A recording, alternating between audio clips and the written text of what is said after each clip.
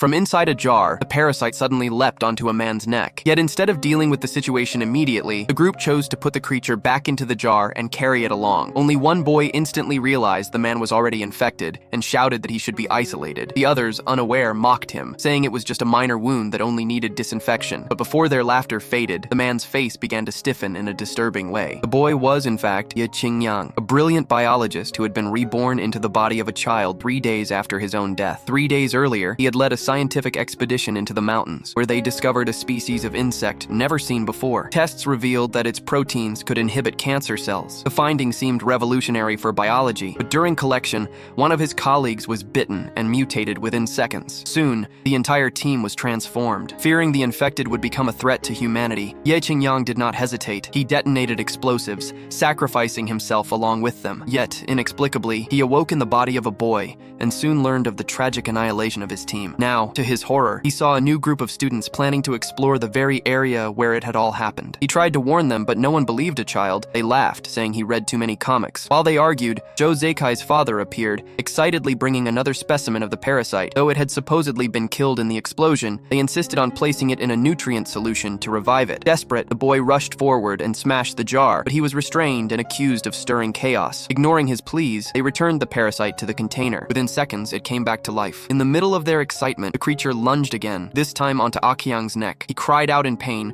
tore it off by force, but a woman foolishly picked it back up. No one noticed that Akiang's wound was healing in a grotesque, unnatural way. The boy tried to warn them. Akiang was already infected and had to be isolated, but again, they laughed. Moments later, Akiang's face twisted into a hideous expression, yet as soon as they approached, it appeared normal again. Angry, they warned the boy to stop with his nonsense or be thrown into the river. When everyone turned away, Akiang's body revealed its true form. Long tentacles sprouted from his back. The boy screamed, but by the time the others looked, Akiang appeared completely normal once more. By now, no one believed him. The parasite was more cunning than they had ever imagined, able to disguise and adapt itself. Suspicious, the boy decided to watch Akiang through the night. He was right. As he reached the door, strange noises echoed from inside. Akiang's girlfriend was about to walk into the bathroom, unaware of the danger. Luckily, they stopped her in time. When Akiang emerged, he looked normal once again, but the boy knew it was only an act. To expose him, the boy pretended to leave, only to return moments later. But it was already too late. Akiang had attacked his own girlfriend. He chased after them, but the boy and the others managed to escape and tried to raise the alarm. Once again, no one believed. Soon after, Akiang and his girlfriend reappeared before the group unharmed. Zhou Zeikai, furious, grabbed his sister and scolded her for making up stories. If Akiang had really killed his girlfriend,